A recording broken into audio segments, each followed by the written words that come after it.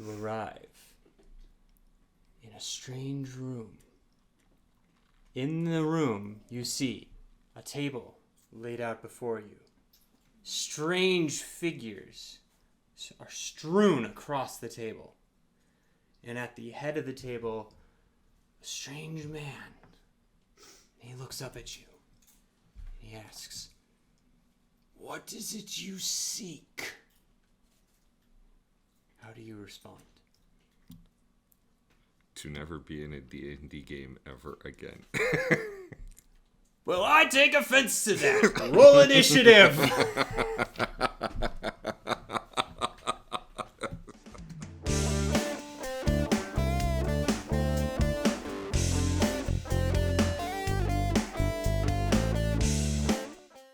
Welcome back to Pork Chops, Rice, and Peaches. I'm Noah. I'm Richard.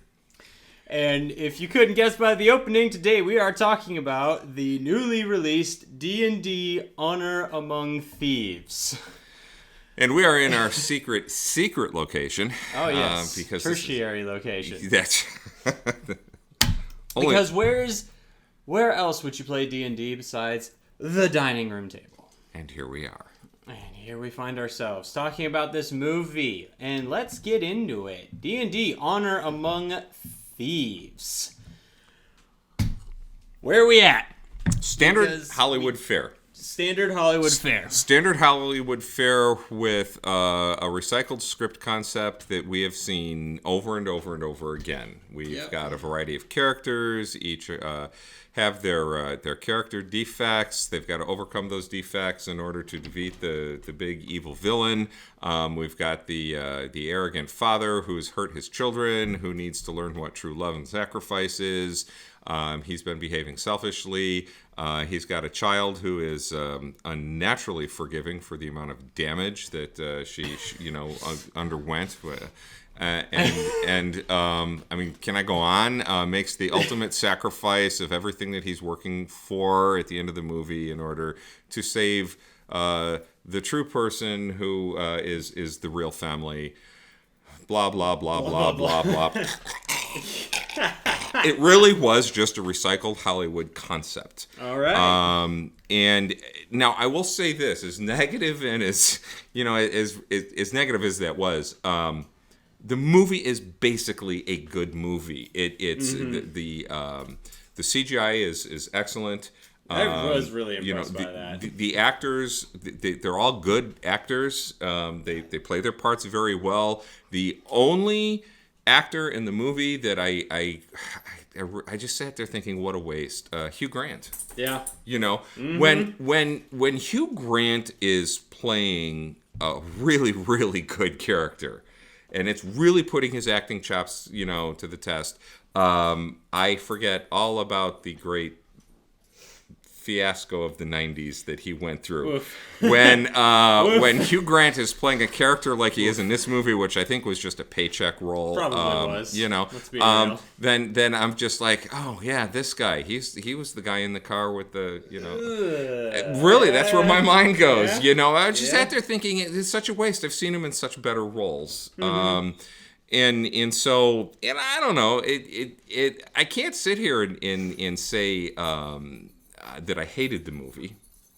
It was a comedy that I forget what movie we went and we saw where I had the same reaction to this one, where I sat and I said, oh yeah, that was a comedic line.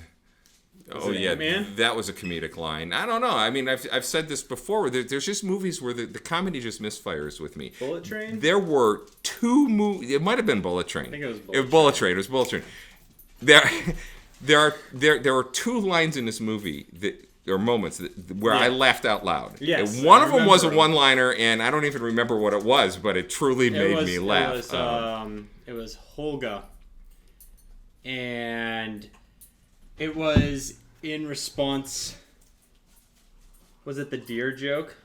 I don't know. I don't think it was the deer joke. No, it wasn't the deer joke. But the other one, I have a new code phrase, a new code word for the moment in a movie that truly surprises me and truly entertains me, and I will drop this in the future in a video, right? Yeah. Okay, and you'll know exactly what it is. And that phrase is fat dragon. Fat dragon. Fat dragon. Because,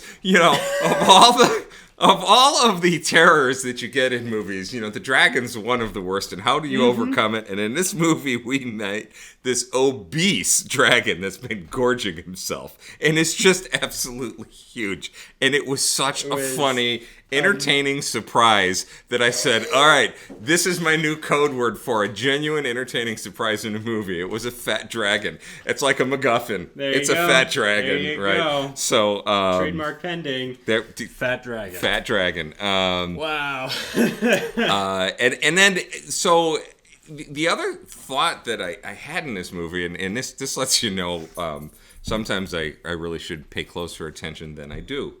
I'm sitting in the movie, and I'm watching Michelle Rodriguez, and she's playing Helga, and I thought to myself, oh, it's Valkyrie with her 60-day sobriety coin, and the so we're in the car on the way home, and I'm flipping through IMDb, and I went, oh, that wasn't Michelle Rodriguez in Thor Ragnarok. That was Tessa Thompson.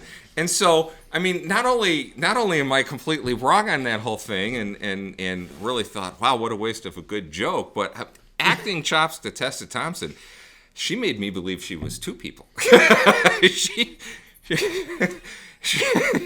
She made me believe that she was Michelle Rodriguez and Valkyrie all in the same movie. So we pretty much have I mean, that's it. This was just now here's the thing about the movie, and you're probably going to have a whole lot more to say about this. When I was in high school, we're going to the way back machine. My older brother started playing D&D. And he explained it to me once, and I went to exactly one D&D game. And I was bored to tears. I didn't understand what was going on. I wasn't enjoying myself. I really didn't like the people I was with, my older brother's company accepted. And then they were doing what is now called LARPing, but they would basically put their D&D costumes on, go out to a Cook County Forest Preserve, and beat each other with plastic swords. And I thought, yeah, okay, you go do that. I had no interest in doing that. I have to admit, both my sons enjoying D&D. I'm slightly disappointed in you, but that's okay. I could live with it. All this stuff is mine. You're your own people. But D&D is not anything that I have ever enjoyed. I've never had an interest in it. You guys love it, and you've got a great group of friends, and you seem to enjoy each other's company, and that's cool. And the only reason I saw this movie was because you said, hey, we saw the previews while we were watching something together. Violent Night, Quantum Mania. Yeah, it was I played before every single movie that we went to go see in theaters this year. And I was like, yeah, we got to go watch it. And I was like, okay. And so my position on D&D hasn't changed a whit. Yeah. And probably, let's do the math, 40 plus years. Right. So, if there is a D&D Honor Among Thieves Part 2, yeah.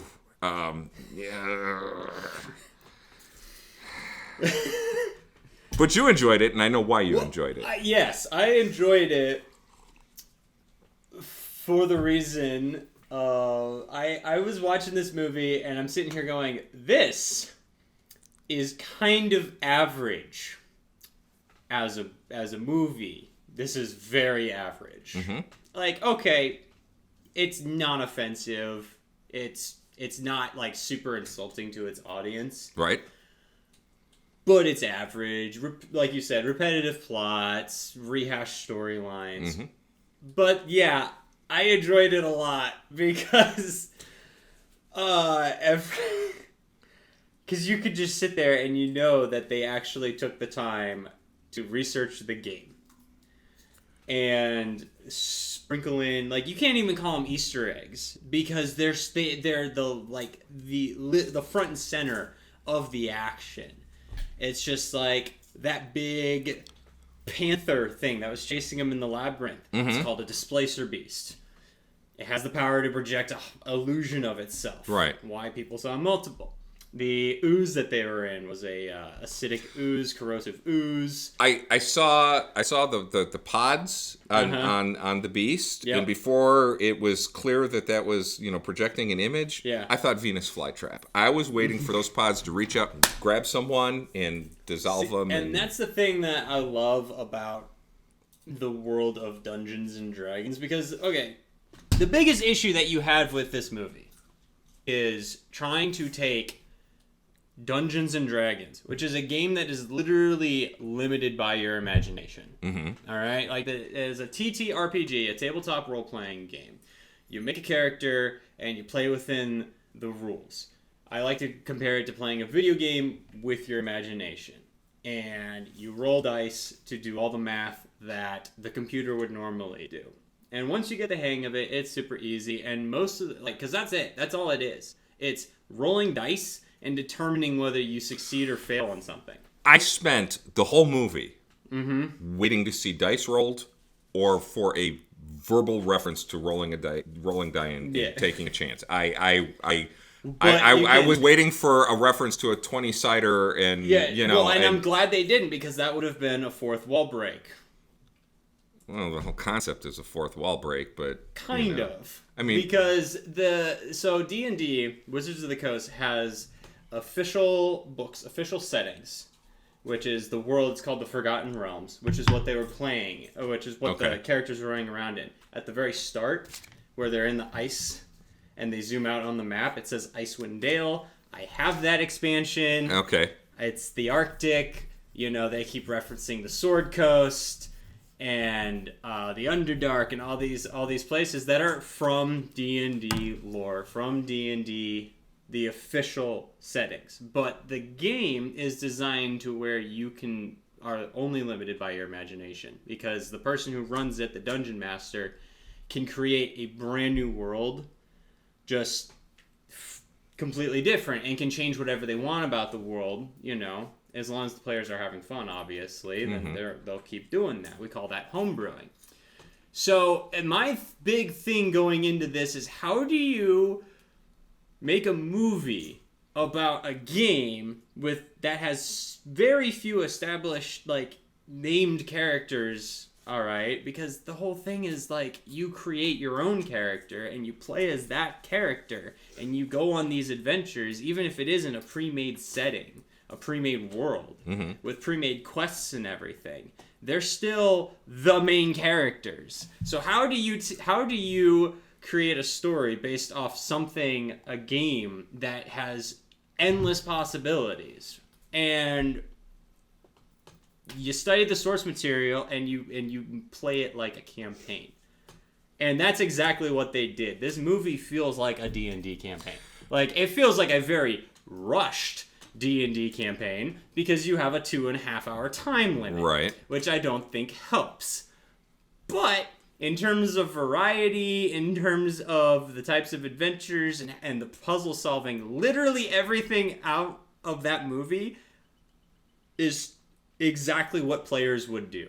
I have had players do stupider things than what the characters did, and I have had players do smarter things than what the characters did, and it's always entertaining no matter what. And the movie feels like they sat down and they played a campaign, and then they just wrote a script based off the campaign and then shot that. I wouldn't be at all surprised. I know they played as the characters in at least one game to help them get used to playing as their character.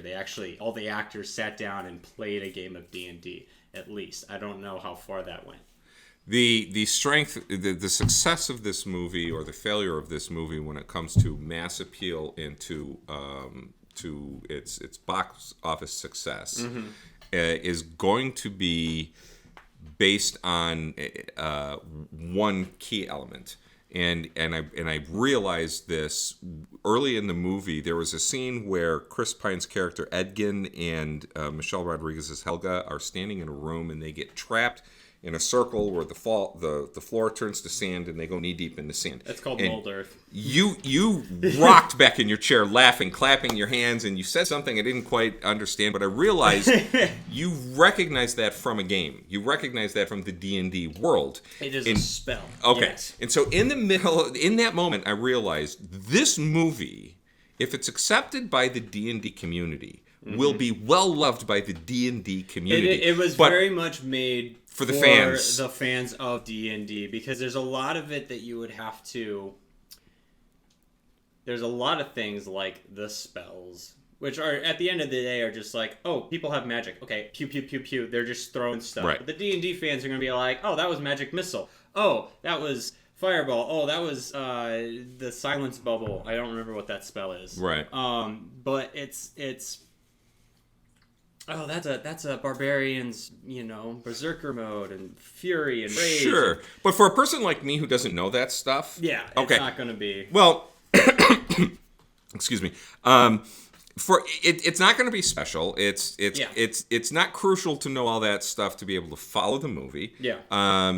Which actually I did appreciate that I was sitting here going, okay, I didn't need to know this to understand the significance of they were very good at like making it secondary. Yes. Keeping the plot in line.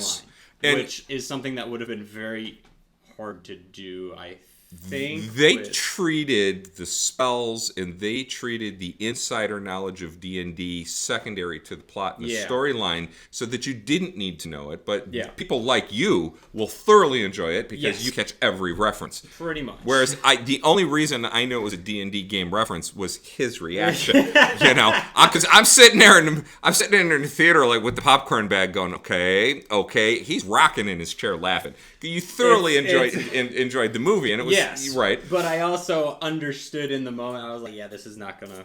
Right. This is not gonna like. It's got enough flash and it's got enough good action. And I'll be real.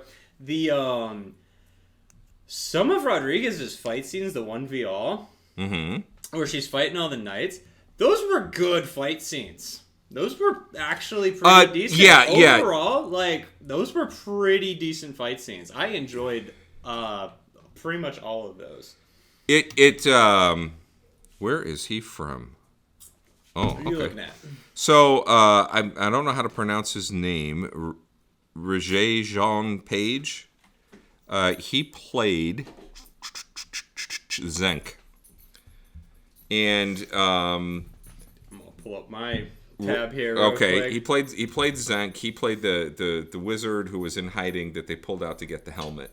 Oh, the Paladin, yeah. Okay, Paladin. All right. Yes, okay. That one. Now I know who you're talking about. So, here is my only... I couldn't understand the man.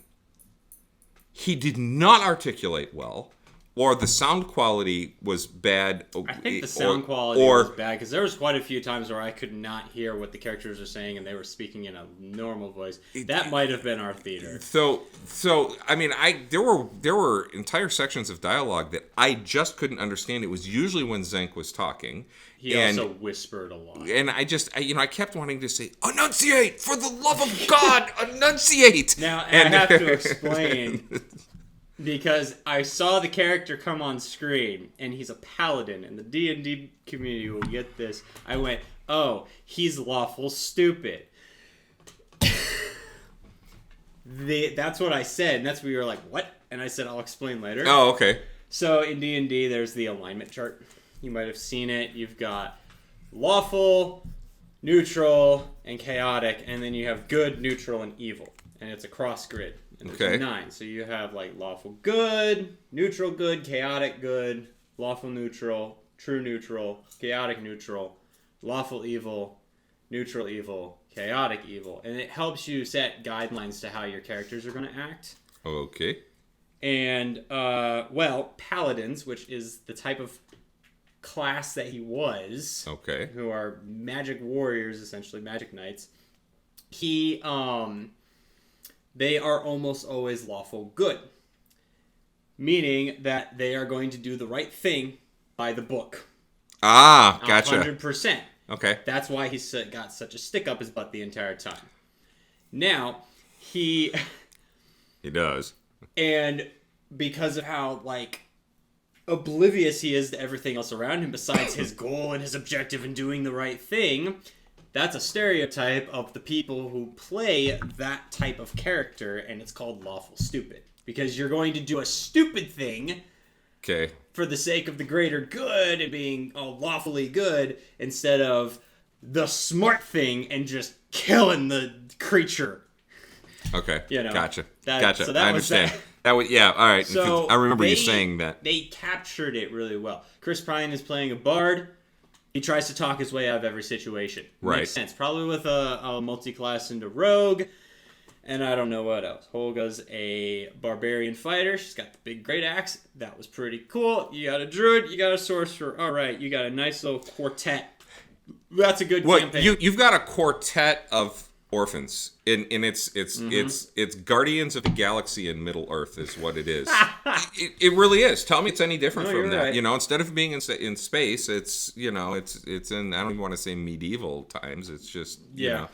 I will say this about Michelle Rodriguez. She's dependable.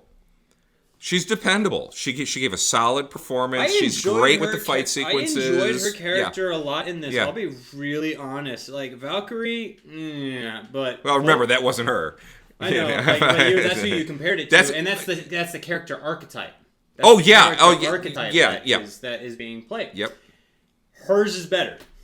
Michelle Rodriguez is better than Valkyrie. Better character. Yes. Not necessarily a better performance. Let's separate the writing from the actors. But I enjoyed her performance enough to be like, I did. I enjoyed it a lot.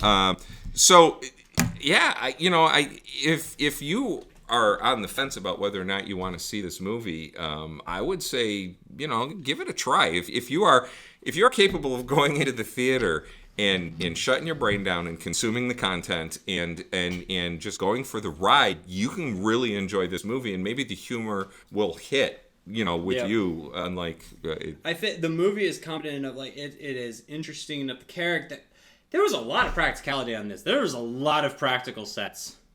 Did you notice that? Well, you know what? Like they're riding through actual fields. Yes, they CGI stuff into the background, but there was a lot of like, we are on a set. And a dungeon set, a prison set. We're in these taverns. We're in this castle. We're in this.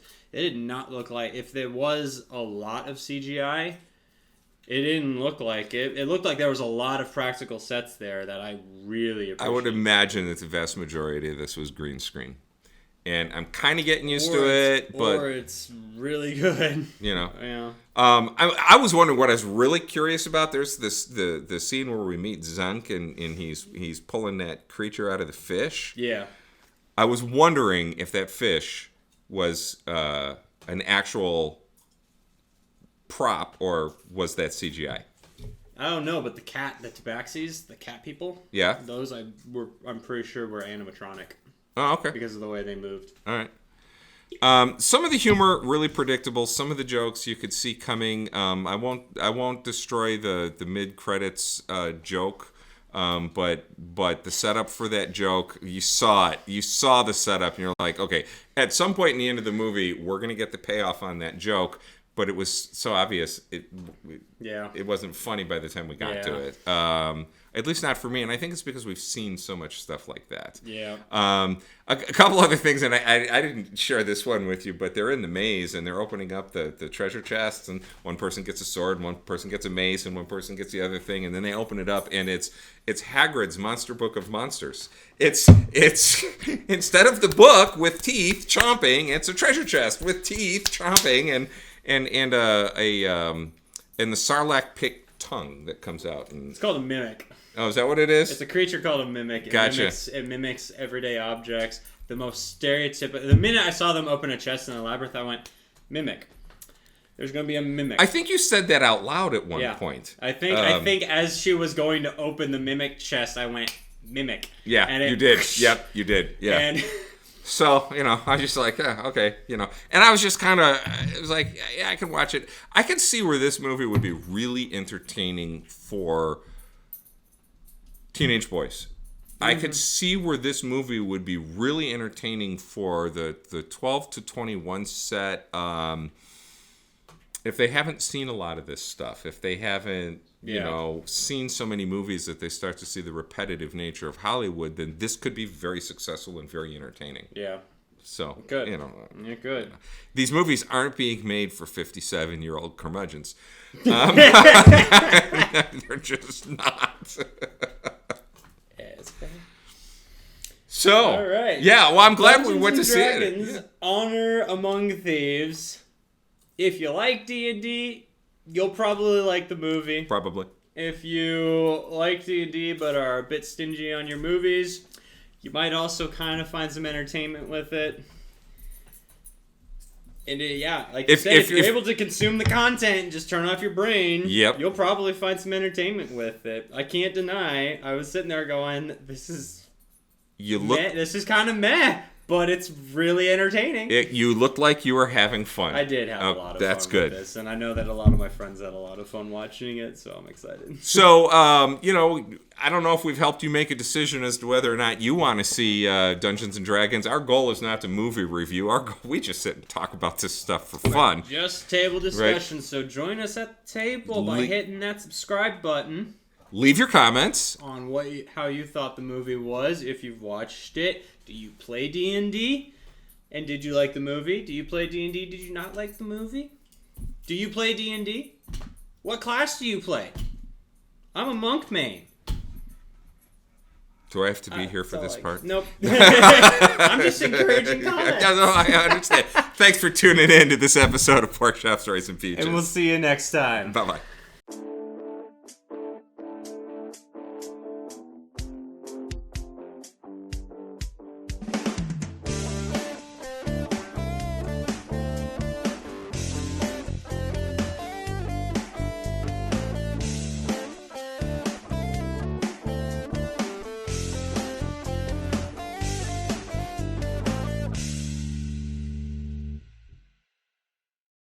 Lawful stupid. I could that phrase applies to so many people I know. Oh yeah. Lawful stupid. I love the stereotype. The only stereotype that I wish they had done is that bards always try to seduce everything. And while I don't think that Chris Pine trying to seduce everything he came across would have worked out well, I really wanted him to attempt to seduce the dragon. Because that is every bard's goal.